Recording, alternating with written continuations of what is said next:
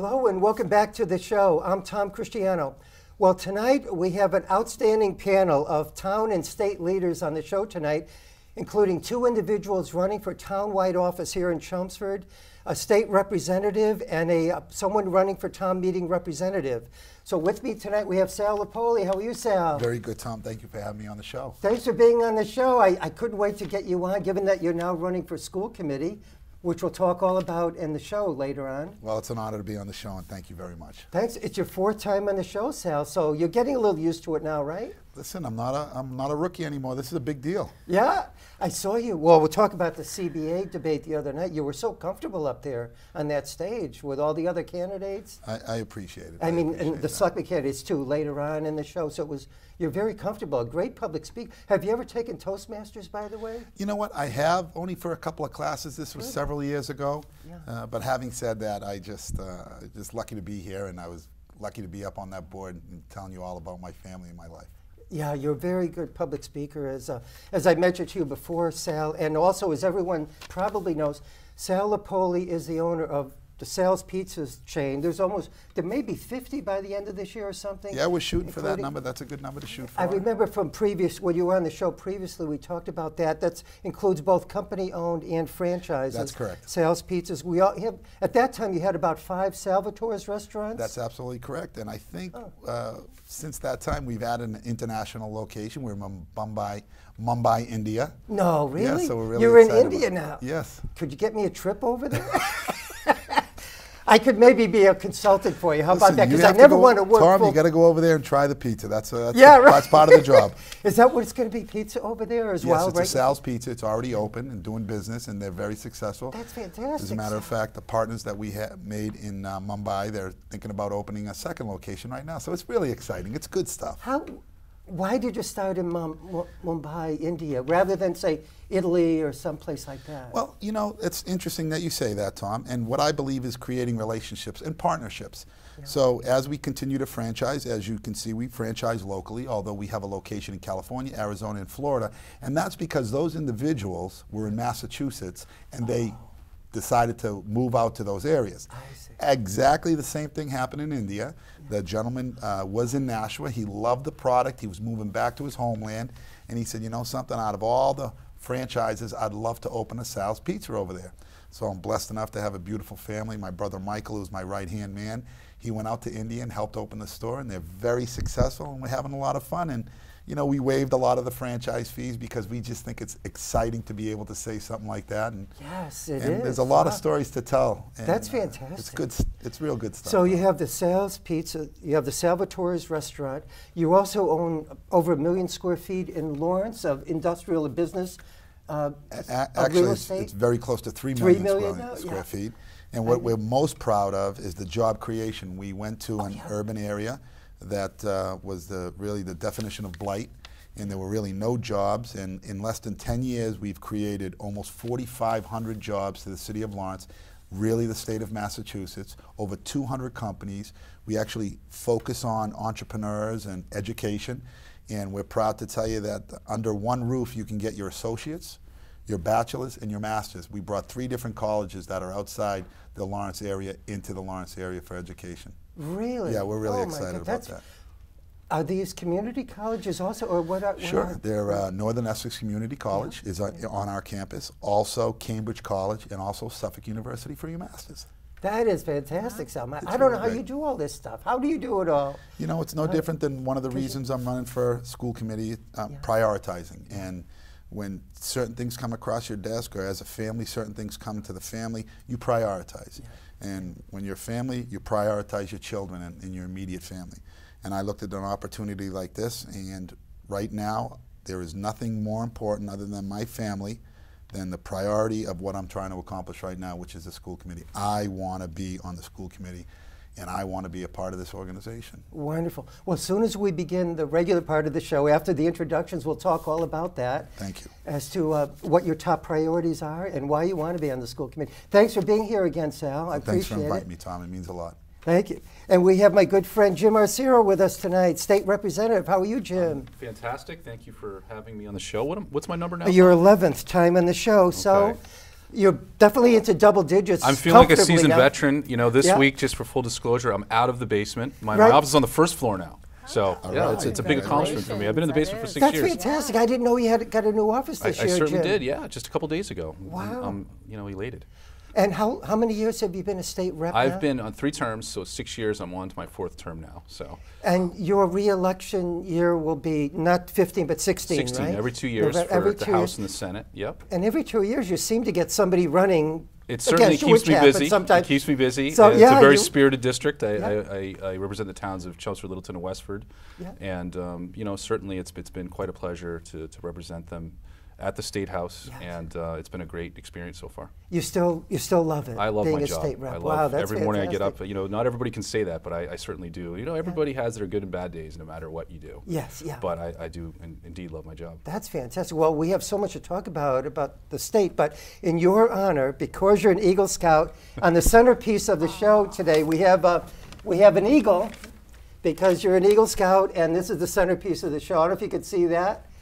But anyway, this is in honor of Eagle Scout Jim Arciero, who also goes to almost every Eagle Scout ceremony in your district. It's a big deal. It's a big milestone in you know, young men's life, and it's something I like to get to. I know it meant a lot to me when I was able to reach Eagle Scout, as it was you, Tom. I think in what, 1985 you became Eagle. I wish I was that young. Okay. 1964. Okay. 50 years now. Certainly. My God, I've been an Eagle Scout. Certainly, but you know, values that you have the rest of your life. So it's. Oh yeah, it was just about the best thing I've ever done in my life, because it got you outside into the woods, into learning how to camp for a weekend, you know, and do all kinds of things, you know. But basically, I think it's the morals you'll learn as a Boy Scout. You know, trustworthy, loyal, helpful, friendly, courteous, kind, obedient, cheerful, thrifty, brave, clean, and reverent. If you could do all of that, you know, not that I can, but if you could strive for all of that, it's a wonderful training as a young boy, right? As a 11 to 16-year-old boy. Absolutely. No, you said it right. I mean, you know, again, it's lifelong values, and it's something that, you know, you can really give back to your community. So it's something I cherish, and I know you do as well. Yes, I do. Yeah, and you. Many people know this, but you were married, what, about how long? Is it a year or two now? To beautiful Bridget? Yep, my wife Bridget, we got married about 4 years ago now. Already? Wow. 4 years? How time flies. Huh? Thank you.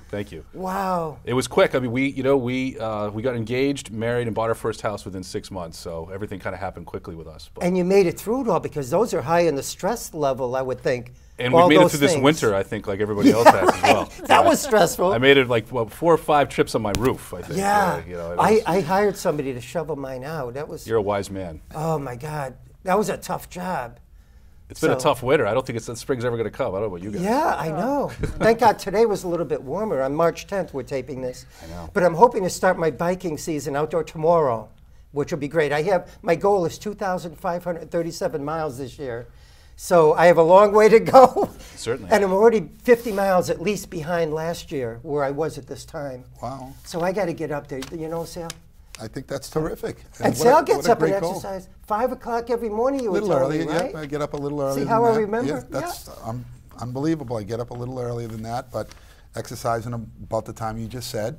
Yes. And it's really important, you know. It's so easy not to get up. It's so easy to say tomorrow I'm going to start, or this weekend I'm going to start. And if you get yourself into a habit, a routine, it's much easier. Yes, you're right. That's why in the season I'm out there almost every day biking. And I also do push-ups, knee bends, sit-ups, and curls with weights every day in the house, of course. That's excellent. So, and I keep track of everything, as you know, with my numbers and stuff, right? But thank you, Jim, by the way, for being on the show. We'll talk about all the issues. And we also have my good friend on the show, Pat Wojtas, with us for the 24th time, Pat. Wow. What do you think about that? Doesn't seem like that many. I know. You're tied with your brother, Charlie. Imagine that, which is just a coincidence. I'm not trying to do this, but you and Charlie are neck and neck. And it's like a horse race, right? They come back and forth, because Charlie's going to be on next month on the post-election analysis show. You guys may want to watch that. Sure. We do it exactly 1 week after the election. We tape this show. And we have 4 town-wide experienced leaders and politicians that talk about what they thought of the election. So your brother's going to be on that, so it should be fun. Yeah. So now I have this list. I don't know if Pete could see that. I'm trying to get so the lights are. Anyway, it's the TC Show Gold Panelist list. And once you hit 20 appearances on the show, you come on this list. And there's approximately 9 people on it right now, but I think Kathy Duffett's going to be joining it soon. She's going to hit her 20th very soon. So hopefully all of you, in addition to Pat, will hit this. If you don't mind, I'd love to have you all on many times. So Pat, if I could continue with your introduction. Pat Wojtas, as everyone knows, is the chairperson of the Chelmsford Board of Selectmen. You've been a selectman for over 6 years now, right, Pat? Yes, yeah. I was first elected in '07, yeah. In '07, great. And you're running for re-election this year, which That's is right. one reason you're on the show tonight. That's right. To talk about your re-election campaign and why everyone should vote for you. There are 4 candidates, which we'll talk about later in the show, but 4 candidates running for selectmen for 2 seats. You and George Dixon are both running for re-election, so. That's correct. So it'll be nice. And you're on many committees, the Military Community Covenant, you helped start that, right, Pat? Right, yep, and I'm still with that one, yeah. And you like being a selectman so far? I do. I mean, I wouldn't be running again if I didn't, so. I watched you last night at the selectmen's meeting. You seem very comfortable up there and enjoy, it seems like chairing the committees. You do a great job with that. Yeah, I try to. I mean, you know, I think I get along well with the other members of the board and the, you know, town with the, you know, town manager and everybody like that. So, yeah, I think I'm an effective member of the board, so that's why I want to continue. Wonderful, wonderful. Well, is there anything else you want to say in your quick introduction, Pat, or it's up to you? Well, that'll do for now. I know that'll you. do for now. Okay, yeah, we'll talk later about your campaign and everything. And we also have my good friend Laurie Myers with us today. How are you, Laurie? I'm doing well. How about you? Good. Good. It's your 7th time, I believe, on the show. Lucky number. Yeah, the Mickey Mantle number. That was a number for the Yankees. So Laurie was one of the founders of Community Voices, right, Laurie? Yep, we're a child protection and victim advocacy organization. So. And you were going to bring Wenna with you, your service dog, today, but you want to explain what was going on with Wenna? She worked this morning, so we try not to do too many stressful things. I mean, not that this is stressful, but to her, it's, you know, still working. So. Oh, I see, yeah. We had a long morning, so I figured I'd give her the afternoon off. Oh, nice, nice. So Wenna works with victims of violent crime within my organization. Yeah. So she's allowed in all the public areas of the Massachusetts Trial Court and works in support groups and things like that. Wonderful. And do you do this as a volunteer yourself, Laurie? So the dog, yes, is a volunteer effort. Yeah. And so one reason you're on the show, you're running for re-election for town meeting representative precinct 6, right, Laurie? I am. Wonderful. The good old Westlands. Well, good luck with that, but I'm pretty sure you're going to make it. I think so. I think only 5 people for 6 seats. Yeah, so unless there's a very strong write-in. Yeah, right. So I'm pretty sure. So congratulations. Well, thank you. I love the Westlands and the people there, and it's a good town. It is a wonderful place over there, and I think throughout Chelmsford, right? Don't we live in a great community? We got to get Jim to move here someday. But I know Jim. I'm here a lot, though. I mean, I'm here a lot. So. Yes, Jim is here so much. He comes to so many of our events. Right. His heart is here. His heart is here. They let me over the border. You know. And Westford's also a wonderful town, right? Everybody knows that. Wonderful. Do you have a sales in Westford, by the way? We don't. We don't. Maybe someday you can. I was also thinking. We're talking afterwards. So. Yeah, right. That would be great to have one there, and also maybe a Salvatore's restaurant right here in Chelmsford. That'd be nice, right? Certainly. I love both of them. So yeah. That'd be wonderful. I always say that with Sal's on the show. Try to get them to put more restaurants here in Chelmsford and everything. And get me some free pizza. No, I'm only kidding. Only kidding. I make my own pizza. The other day I made it, you know, with a Kirkland frozen shell, and then you put toppings on it, olive oil. How'd it come out? I ate the whole thing. Did you eat it because you made it, or did you eat it because it was good? I ate it because it was good, Sal. Okay. But it wasn't an 18-inch pizza. Did you have a lot of toppings on it, or? I had pepperoni, and I like hot cherry peppers. You know, the little round cherry peppers? Banana peppers? Olive oil, and I put olive oil on there, and I put some Italian seasoning, and that's about it. And it comes with cheese on it, of course. So it was delicious. Sounds great. So now you know why I got to get out biking tomorrow, right? Sounds like I have some competition. So where should we start? I thought we'd start with Jim, if we can, with the state representative. Sure. So Jim, could you let us know what's going on in the State House these days? Well, you know, certainly, I think everybody knows that, you know, Governor Baker, as our new governor, you know, there's been a lot of energy in the State House right now, because House 1, which is sort of the first step in the budget process, was filed about a week and a half ago now, and certainly. The legislature, we have a constitutional responsibility every year to have a balanced budget. So certainly, when revenues are a little lower in a particular year. Over the last 5 years, we've had one of the worst fiscal situations in 75 years. But we're starting to move out of this recession, and there's some really great signs. One is unemployment's at 5.5% now.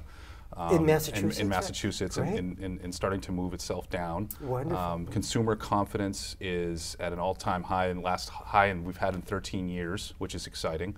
In Massachusetts In Massachusetts, again? Great, and we're starting to move out of this recession. There's been obviously a lot of economic activity, and a lot more activity in our region as well. We have one of the fastest growing high-tech regions anywhere in the Commonwealth, just on those 110 corridor here in Chelmsford, Littleton, and Westford, something I've been working on over the last 4 to 5 years. But this is the first, the governor puts forward his budget. It's called House 1. And, right now we're looking at about a $1.8 billion deficit into the next fiscal year. And a lot of that, Tom, is centered around healthcare cost overruns. And we see this, and Pat, you see this here, and Sal, of course, studying the budget, and as you started to run for school committee, you're seeing that there's been quite a bit of challenges on the local level with healthcare as well. But we're looking at in healthcare, it's probably about $800 million overruns in the Medicare and Medicaid accounts here in the Commonwealth, and the governor has put forward his sort of reform plan to get our arms around that, look towards federal reimbursements. Without raising taxes, without raising fees, without dipping into the rainy day fund, and then looking to have modest increases in local aid and Chapter 70, which I think we all can embrace and all get our arms around. So we might get a little increase in Chapter 70 local aid? So far, it's I always say with the budget, it's the first quarter of a fourth quarter game. Okay. So essentially it works. The governor files his budget. And then the House members, we file our budget in April. In April, yeah, next month. And then we debate it. Yeah. And then we have usually multiple amendments. I won't even put a number on it. Sometimes there's over 500 amendments or more. And then the Senate in May does theirs. And then there's something called the conference committee is when the three members of the House and the Senate actually come together to iron out the differences. And then that's laid upon the governor's desk for his, his approval or his veto, and in some cases, line item vetoes on certain things. And he's got 10 days to sign it. And that's, in a nutshell, the budget process. I wish it was that simple, well, but thank you for explaining for all of us, Jim. That's wonderful. But that's, right now, working with Governor Baker, so far, the spirit of bipartisanship is strong. Yeah. And, we look forward to working together with him to, close the gap and to increase local aid. Yeah. From my perspective, it seems like Governor Baker's doing a good job so far. How about your perspective? I do. I mean, it's not an easy job. Yeah. Certainly there's, it's over 100 state agencies he has to get his arms around. Mm-hmm. Definitely working with cities and towns, 351 cities and towns. There's 351 challenges in each city and town, and I think, local aid is the lifeblood. And Chapter 70, the lifeblood of each community. And certainly I think, on the local level, we would like to see, more grants, more Chapter 70 and more local aid increase as we start to move out of this, out of this recession. Yes. And like I said, in my previous comments, everyone, economic, experts and as well as Administration of Finance and Ways and Means chairman, we start to see that we're gradually moving in the right direction in terms of revenues. So.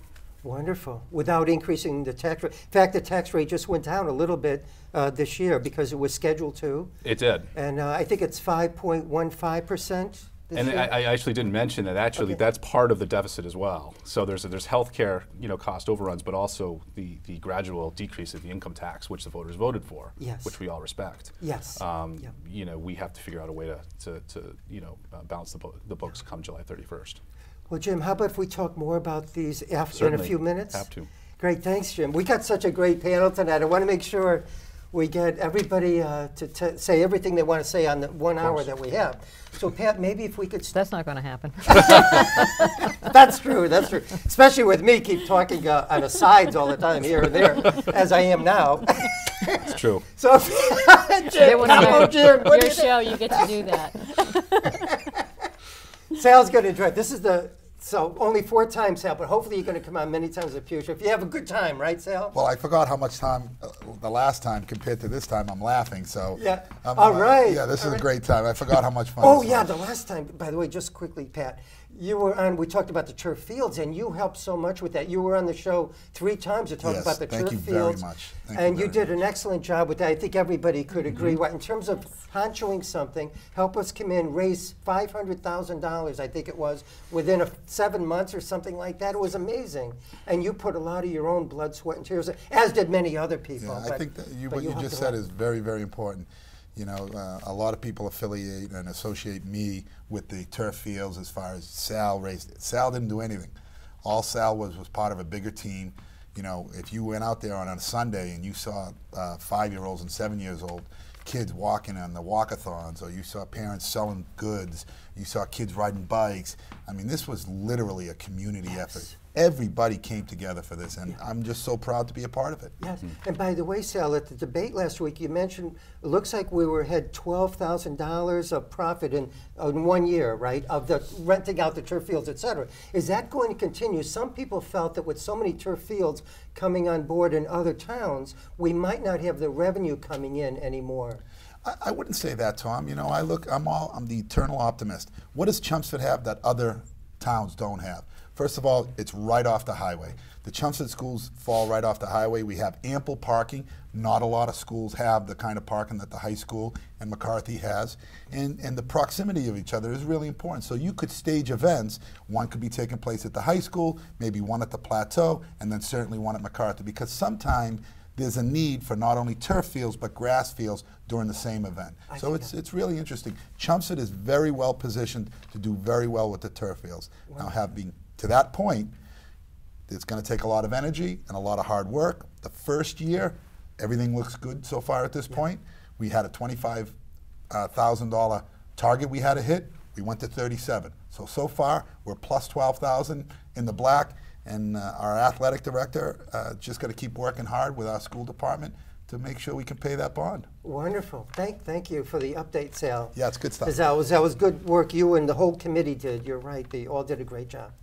Well, Pat, I was wondering if I could ask you, well, first, you talked about why you might want to run for re-election, right? Could you let us know what your top priorities are if re-elected? Well, there's always the budget. I mean, you know, we never get enough money, even though, you know, Jim and all the legislators work so hard to give us more local aid. It just, it's never enough, obviously, and we need to work harder to get more of that. And we need, but the revenues that we do get, we need to be able to distribute them fairly to all the departments around town, including the schools. You know, we had a discussion last night. Paul Cohen gave us the first preliminary view of the budget, the additional revenues and additional expenses that we're going to have for the next fiscal year. And it doesn't look good for us. I mean, it looks like we're going to have a deficit. So the initial plan would be to take, you know, temporarily some funds out of our stabilization fund. But the rules that the you know, municipal finance, how we have to be governed as far as funds that we have, we know that towards the end of this calendar year we will have some free cash, so-called free cash, that we can then use to replenish the funds that we potentially would take out of the stabilization fund in order to balance the budget. But again, I mean, you know, as you mentioned earlier, you know, I said something about during our meeting for people to go to restaurants a little bit more over the next few months, because the month of February, everybody stayed home because it was so much snow and it was so cold. You know, probably Sal didn't even make as much money as he usually does. So, and we have that local options tax, which has been such a boon to us. I mean, we've collected millions of dollars from that tax, even though initially people said, oh, nobody's going to come to Chelmsford restaurants anymore once we implement that tax. But you saw last week we just opened that new restaurant at the old Stop and Shop Plaza, Nobo. Yes, I'm going there for dinner next week. Very good. That's great. A friend of mine is taking me. And we'll have we'll have you know, another new restaurant in that plaza sometime. I'm guessing probably by the summertime. Yes, I have a feeling it's going to be an Italian restaurant too. Even though no announcements have been made, from my reporting, it's going to be Italian. Have you heard anything yet, Pat? I can't say. Oh, okay, great. So you haven't said I'm wrong, so that's good. But either way, any kind of restaurant I think would be wonderful. I love going out to eat, and especially Sal's Pizza. The best pizza I had was one of Sal's over there. It was like a Diablo, chicken Diablo, a spicy chicken. Do you know what one I'm talking about, Sal? You're going to laugh. The answer is yes, I know exactly what you're talking about. Do you know most of that formula and most of those recipes, they come up from the kids that work in the store, these young adults that work in the store. Really? Yeah, Wow. you know, it's not good for me to send down or from upper management to send those ideas down. We ask locally, what do you guys think? We take surveys. And a lot of people will come in and they'll say, try this or try that. And 9 out of 10 times, that's what we do. So it comes really from the community and the kids in the store. I think that's a winner, though, right, Yeah, Sal? yeah, Not to change the subject, but that was very delicious. One of the best pizzas I've ever had. It was delicious. Thank oh, my you. God. But so, Pat, so that's one of your priorities, Yeah, the budget. right. Anything else, Pat? Well, last year, Governor Patrick signed a bond bill for us to acquire $5 million for enhancements and upgrades in the Center Village. To make it more walkable, to make it more pedestrian friendly, but that money has not been released. So now we have to advocate to Governor Baker to release those funds. So I'm hoping that we can maybe, partner with our legislators and get that money so we can start making some of those upgrades. Because one thing we want to do is the state also has this cultural district program. And we'd like for that area to be designated as a cultural district, but it's kind of a chicken and egg thing. They're looking for us to make upgrades before the Mass Cultural Council will give us the designation. But it's almost like, well, if we had that designation, I think it would help us, have another reason to bring some more of those funds in. So we're trying to work that through, and I'm hoping over the next couple of years or whatever, we can at least start to get some of those funds to do that. Wonderful. And then, the same thing up in Vinyl Square. We just finished a master plan there, and there's been some federal funds and some state funds that have been earmarked for improvements there. So over the next few years, we should see, definite some improvements, enhancements. I think that are going to make both centers look so much better. Which would be wonderful. Yeah. Speaking of which, someone was just talking to me the other day about, and I don't know if this is the bandstand in the Chelmsford Center Commons. Any thoughts about that, Pam? Because my name is Pat. Pat. That was voted down by the Chelmsford Historic District Commission, and if they had passed it, it would have come to us to the Board of Selectmen for approval. But since all the disparate groups have to approve it, or it can't go forward, and it was voted down 3-2. I see. So yeah. And that doesn't totally disappoint me, because I was talking to this individual at one of the campaign parties, and it really was going to be a big structure that really might not have fit properly in the Chelmsford Common, because it's not all that big to begin with. So, so it doesn't disappoint me a great deal that we don't have it. Yeah. But yeah, I mean, I was out there for a site walk at one time, and I think it was in December, either November or December, that they would, show where initially where they were, thought about putting it, and then they did go back, based on feedback, and reconfigure it as far as the design, the size, and other, and the location of it. But the Historic District Commission decided to vote against it. Whether they might bring it back at some point in the future, I don't know. I'm sure, if they did, that they would take other feedback into account too. Great, thanks. Well, Pat, if I could talk to Sal for a few minutes? You can and do then that. Laurie. And then we'll talk about the debates and everything that you both participated in last week. But Sal, I was wondering if you could talk a little bit more, like why you decided to run for school committee this year, and what your top priorities are if elected. There are 2 candidates for 1 seat this year. Nick DeSilvio decided not to run for re-election, as everyone knows. So Sal, could you fill us in on all that? Sure. Listen, I know there's a lot of speculation out there why I might have decided to run or what my motives were questioned, but my history is clear. I think if you look at my record, certainly in the town of Chelmsford, over the past 10 years, I've been faithfully supporting our community in every way I can. And I don't think just monetarily is important to talk about. I don't think really that's the difference in what somebody does in a community that makes it really special. I think it's about time, it's about energy. I mean, look at all the people within our community that volunteer their time for the boards. That's really important stuff. And what I've done over the past 10 years is try to participate with kids and keeping them and mentoring them on the straight and narrow road.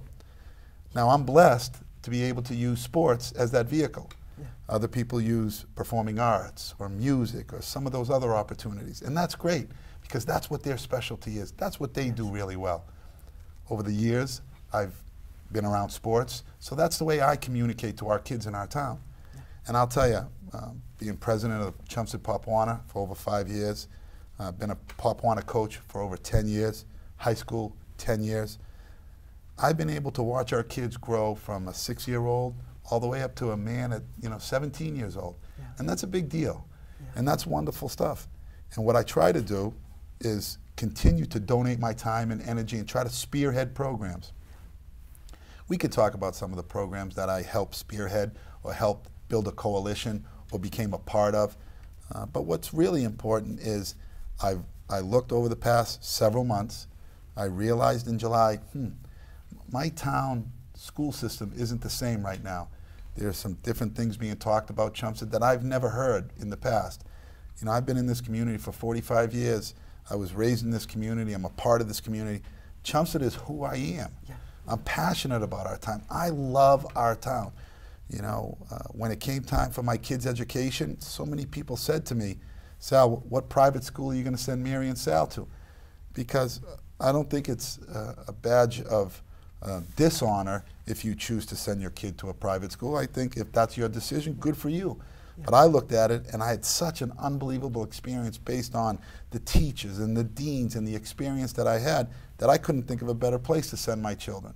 So my daughter, who is the apple of my eye, she's going to Bentley University next year in the fall. As a freshman? As Just a freshman. starting? Yep, Wonderful. she's a senior this year, Mary. Wonderful. And she played soccer. She plays lacrosse. She did well academically as well? Yep, National Honor Society. Wow. But, I think what Chelmsford teaches you also that it's hard to find in other communities, and maybe I'm just biased because I love Chelmsford so much, but the teachers and the faculty and the deans, the administrators, they teach values. My daughter's best friend is one of the deans in the school. I think that's unbelievable. And as a result of that, my daughter has taken on certain qualities at a very young age that I'm so proud of. My mother, God rest her soul, I lost my mother this past October. My father, I lost my father in 2003, and these were parents from very humble beginnings. And we lived in Chelmsford in 1,800 square feet with 6 boys, and it was a struggle. 6 boys in 6 boys. family. My mother and father had 6 boys. Wow. And the greatest lessons I learned in my life was from my mother and my father. And some of the lessons they taught me was, Sal, we see the path you're on, and you're going to be successful financially. But what are you going to do beyond the financial success? And I guess at a very young age, I said, well, I guess I'll donate and do things like that and donate my money. And she said, my mother, who is just the communicator, my hero, she said, well, you got to do more than that, Sal. You got to participate. You got to help create change. So not a day goes by that I think of that. So when I closed my eyes and this opportunity came about, it was a result of seeing the Chelmsford school system go in a different direction, something I wasn't used to. I wasn't used to something like this. Great concern that I had. It really took me to a different level because my children are in school, my friends' children are in school, and I kind of didn't understand it. And when I don't understand something, I want to learn about it, but I want to be part of the solution. And that's why I got in the race. Tom, that's the reason why. I came in the race because I want to make an impact and I want to bring some of the skill set that I possess into our town at a different point. We mentored the kids for 10 years. We did all those things. We were active in the community. This is another opportunity to help contribute. Wonderful. Wow. Well, thank you so much, Sal. I mean, because being the CEO of such a big enterprise as yours, I'm sure your time is limited, or very valuable anyway, but you're willing to devote enough of it to be a very effective school committee person, right? So you say you have definitely enough time. I think that's very important. I'm so glad you asked that question, Tom, because so many people have said to me, well, he's an entrepreneur and he doesn't have enough time, or he's an entrepreneur and that's why he's able to do something like this. I don't think that's, I think this is what it's about, Tom. It's about prioritizing things. And just like in 2011, I decided, and how much do I value education? Tom, I'm the CEO of my organization. We have almost over 500, almost 1,000 employees if you look at the entire umbrella that we carry. I've been in our community for 45 years. I've never worked for anybody else. Right out of college, I started this business from scratch. I'm with my family. At the age of 36, but at the age of 46 years old, I went back to school. Oh, yeah. I went and got my master's at MIT. I was asked to be in a program that's so privileged, and it was such an honor to be in it.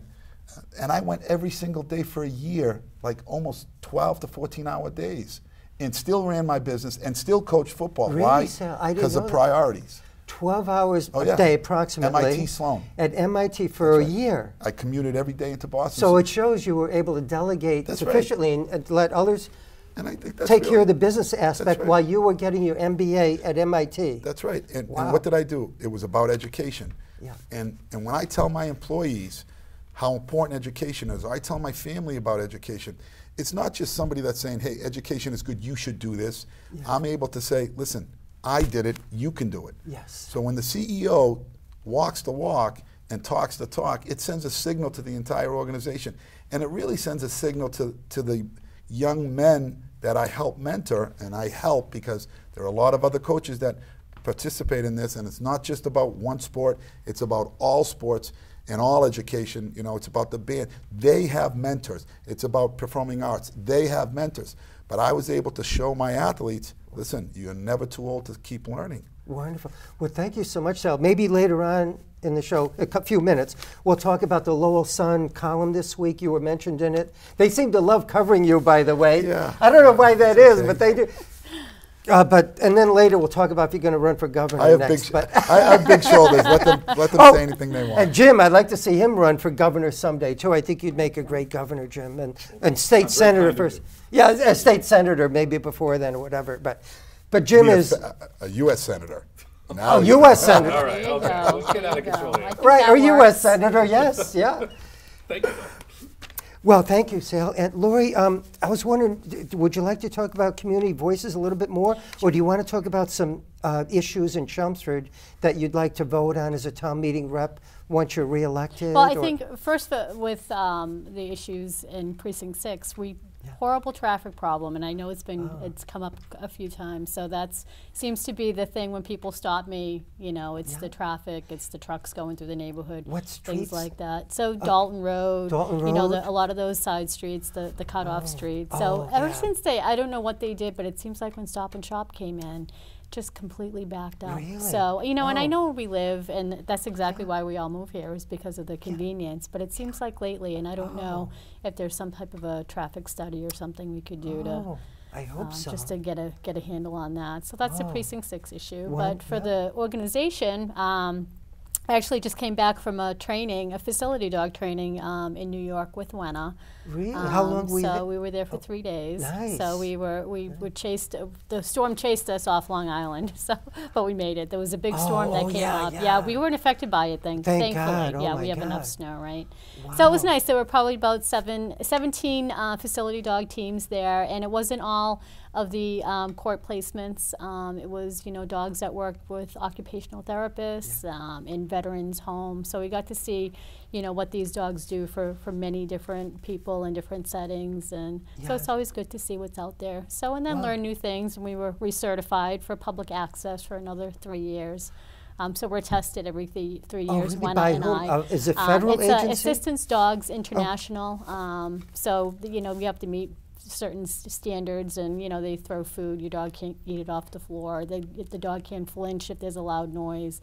So we're tested. Why on can't that. the dog eat the food off the floor? Not that I would want to, but well, when you're in public, you don't want, Oh. you know, especially for service Okay, dogs, yeah. you don't want them eating things off the floor, Yes, and they, yeah. you know, they can't And be they affected by food or noise or any types of Wow. things like that. Yeah, So she's and such a- she's and wonderful dog. we're in a public setting a lot, so, you know, in professional environments, so you want. she her was her on this best show behavior. 3 times, I think, so Right. far. Yeah.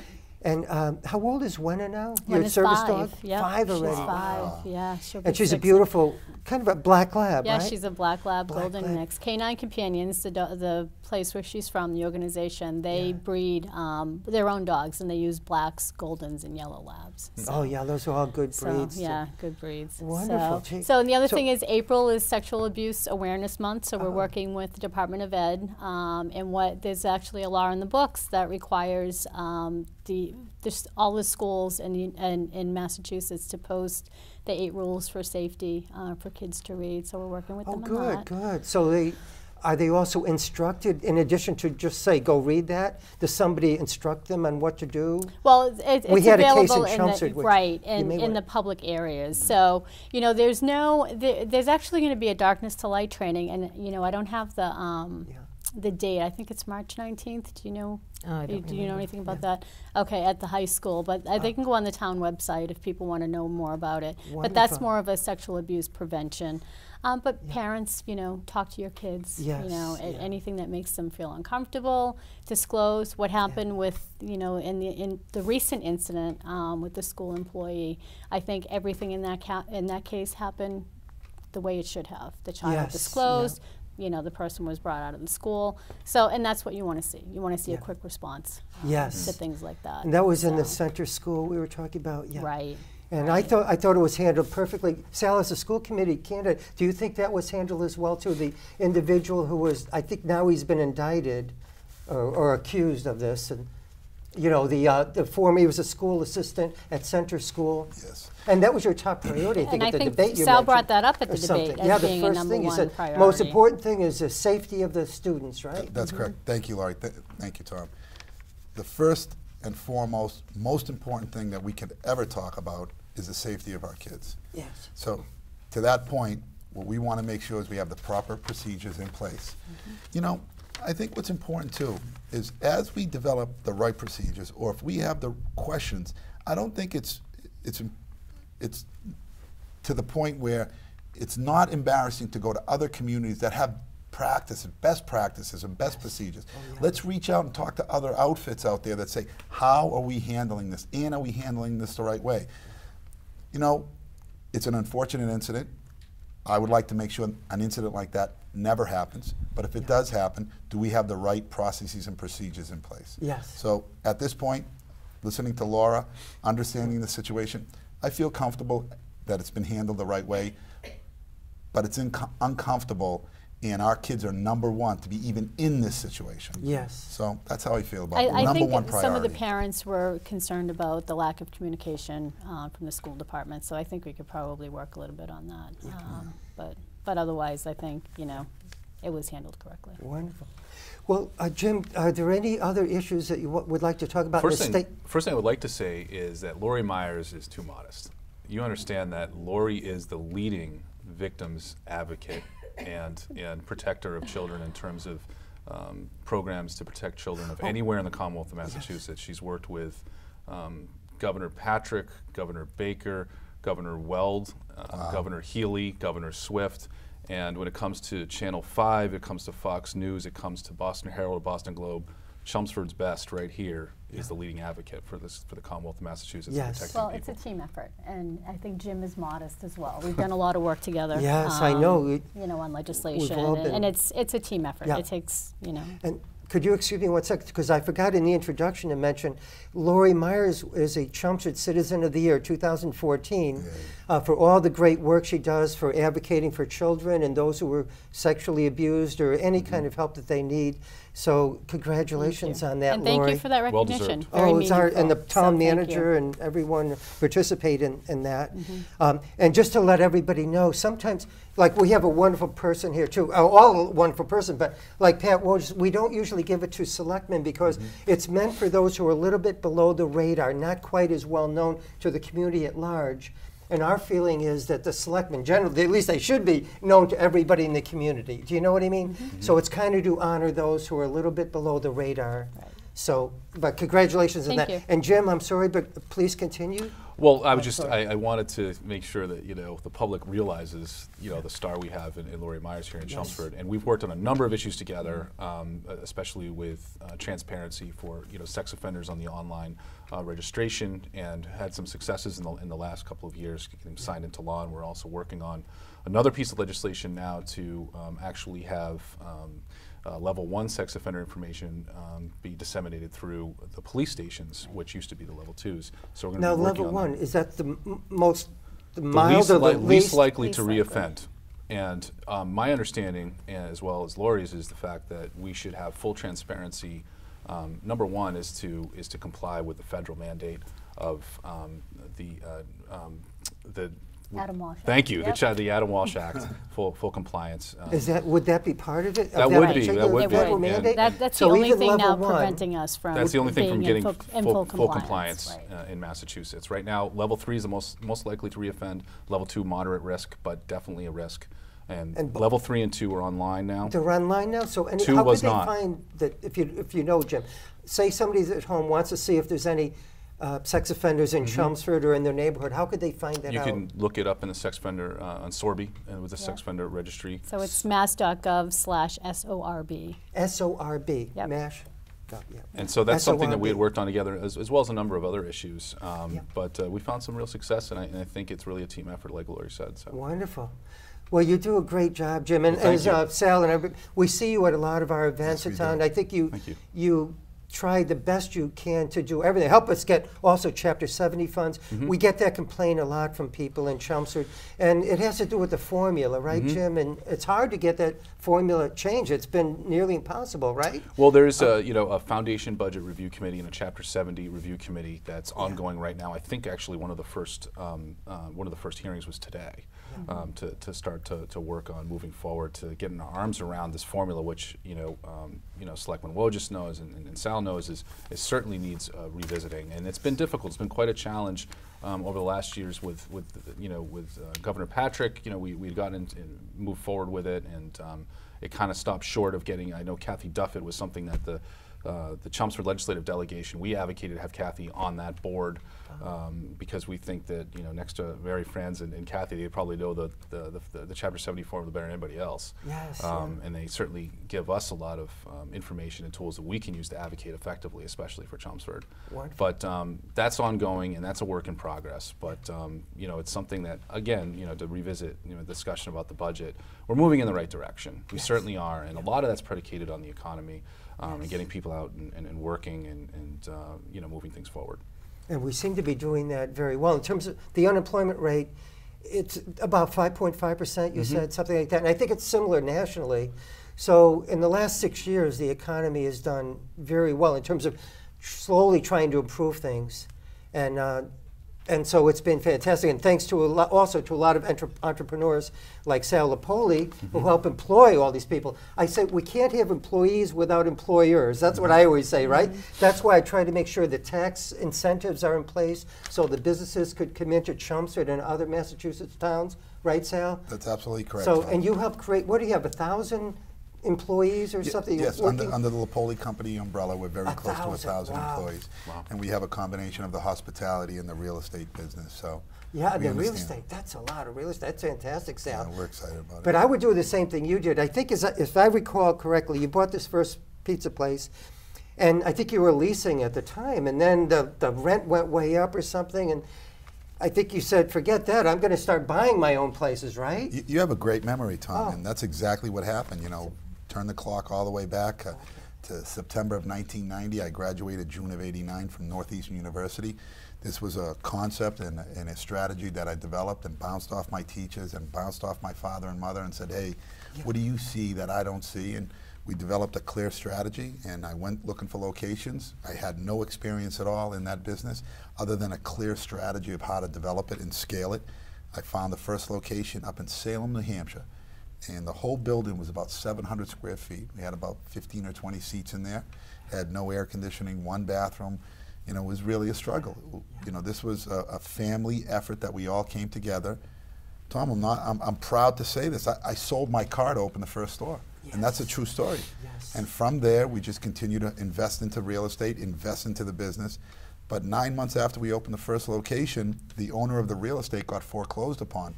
My competitor bought the building because he could afford it and evicted us, basically. And from that point on, it really left a mark on me because I felt like I was letting my whole team down. I felt like I was letting my employees down. And I just made a promise to myself, along with those values that I possessed, that I was going to work even harder to make sure I didn't put our company in that situation again. Yes. And we're proud to tell you that we own most of our real estate. Yeah, and that's what I would do too, Sal, as a homeowner as well. It always felt to me, if you're going to spend $2,000 a month on rent, why not own your home and take out a mortgage, and in 15 or 30 years you'll own that piece of property, and nobody could double your rent or increase it 10, 15, 20% a year if you own it. Do you know what I mean? And I think the same applies to small businesses or large businesses. Try to own it. I think there is definitely an opportunity for exactly what you said, as long as you can create the strategy and the long-term vision. Yeah. Sometimes people might overextend themselves a little bit, maybe with some discretionary dollars that they have left over. They're going to say, hey, listen, I can afford it. And all of a sudden, a recession comes like 2007, 2008, and as a result, we see what happened. But to your point, clearly, it's always better to own a piece of real estate. Yeah. You have a different opinion on it, and I advocate it all the time for entrepreneurs. Wonderful. Well, Sal, our time, believe it or not, is zipping by. I can't believe it, but I definitely wanted to get in the Lowell Sun column this week because it talked about your position relative to the school superintendent in Chelmsford. Mm-hmm. And Sal, what is your position relative to renewing the contract of the school superintendent and that kind of thing, and overall his performance and all of that? Well, I think that's a very hot topic and a very good question, and I'm going to be very consistent in every one of my messages. I haven't changed one bit. I haven't waffled. I haven't flip-flopped.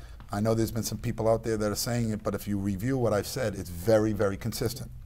The question was asked to me, would you fire Frank Tiano if you were a member of the school board? The answer is absolutely not. How can you fire someone when after 8 months we still have closed-door sessions with the school committee? We still, as a concerned parent, as an involved parent, we still do not understand what happened. It would not follow the right procedures if we were to fire Frank Tiano immediately. Yes. Let's get the information. Let's understand what happened. Let's get Frank Tiano and ask him some really important questions. Let's let the public understand what took place. Are there other things that are concerning right now that the board knows that we don't know? The answer is this: I don't know. And unless I know, I will not make a decision that could affect or have a rippling effect down the road. You know, I think what we're concentrating on is we're concentrating on Frank Tiano or the superintendent. What are we going to do? I'd like to talk a little bit about that. But then the next question, Tom, was, would you renew his contract? When you're the leader of a division, when you're the leader of a company, when you're the leader of anything, and you get a no confidence from the people that work for you, that's a serious thing, Tom. The level of transparency that... Go ahead, Could I ask you one question relative to that? It's my understanding that not all of the teachers are in that particular union that voted no confidence for the superintendent. Is that correct? That they're not all the teachers? Well, I think what's important is the voice that's being talked about. You know, I think the morale is down in the school system. I think right now what needs to take place is if we were to be asked that question, will you renew his contract as of right now, which is 2016, the answer would be, based on what we see right now, based on the lack of information, the answer would be no. Very consistent, Tom. I haven't changed that at all. Yeah. I think what's important is this. We're really focusing on what would you do with Frank Tiano today? Would you renew his contract? I pose this question. This has been talked about at length. Yeah. What are we doing on day 2 if we don't have a superintendent? Right. Where are we a week from that point, a month from that point? Has anyone really taken into consideration what is the inventory of quality superintendents out there? Does anybody know that Lowell is looking for a superintendent and they can pay a heck of a lot more than we can in Chelmsford? Yes. So really, we want to make sure we have the best superintendent. We want to make sure we understand the future. We want to make sure we take into all the plans, yes, not just make some kind of a decision and then where were we at day 2? I pose this question.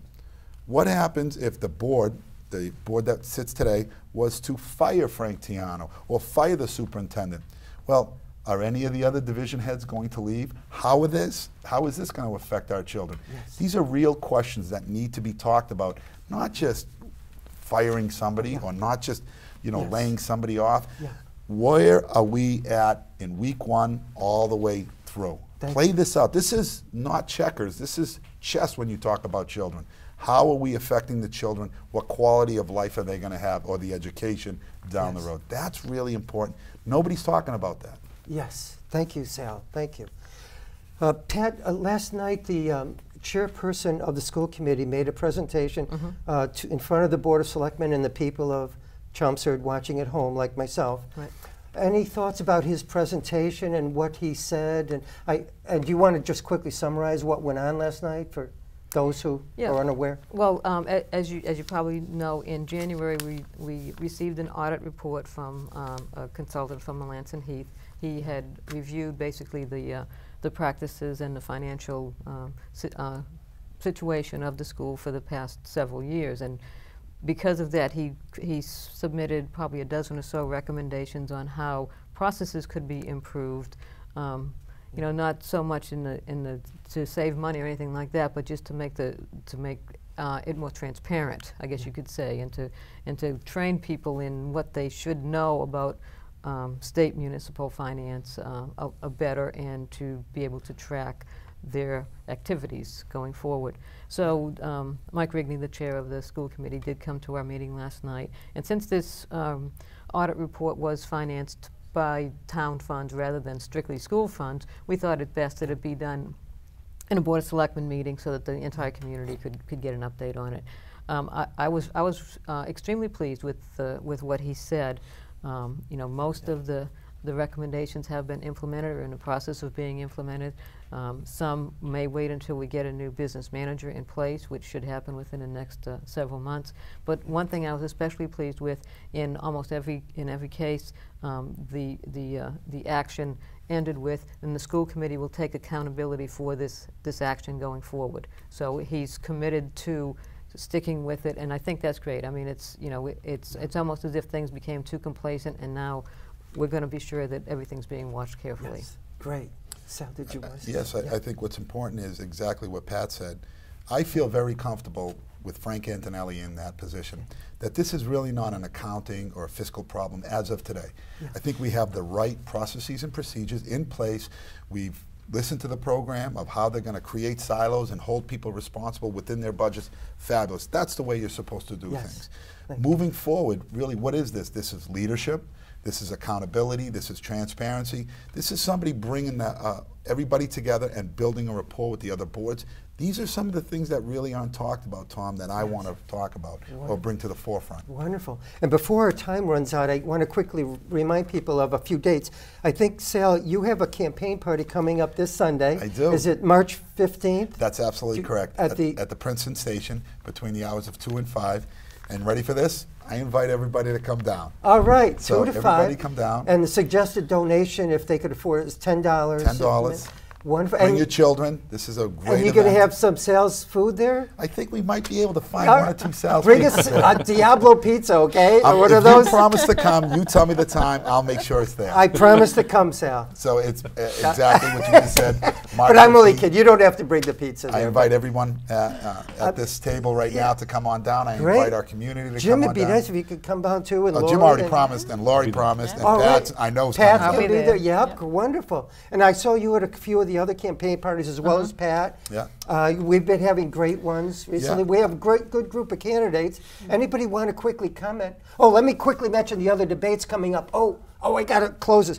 March 19th, the Republican Town Committee at the police station that evening is the next debate that we know of. And March 25th, the League of Women Voters, also at the police station, right? Beginning at 7 p.m. That's correct. Thank you very much, Sal, for being on the show. Thank you for having me. Hopefully it'll be at least 16 more so you could get my gold panelist list and become one of my capos. That would be nice, right? Do I get a free slice if I get to? Yeah, I'll make you a pizza. I'll bring it on the show. Thank you, Sal. Thank you, Tom. Thank you, Pat. Well, thank Good you, luck Tom. with everything. Thank you very much for having me on. Thanks. 24th time, right, Pat? It's Okay. great. So on that top list, only 9 people in town. Oh, we've been doing the show just about 20 years now. That's why a lot of people are hitting that 20-plus threshold now, because it's 20 years now. We have a big anniversary coming up with the town manager and the chairpersons of the board in May. Thank you very much, Pat. Thank you. Thank you very much, Jim Arciero, my good Tom. friend. Thank you very much. I for really having me on. appreciate it. Hopefully this year you can be on as many times I as look you forward could. to breaking that threshold. 20 That'd be eventually. fantastic. That'd be fantastic. If we could do like 2 or 3 a year, before you know it, it'll be there. Certainly. Thank you. Thank you. And thank you very much, Thank Laurie you. Myers. It's always great Always to. a pleasure. And next time we could have Gwen on Yes, again. we'll bring one on. I'm doing another animal.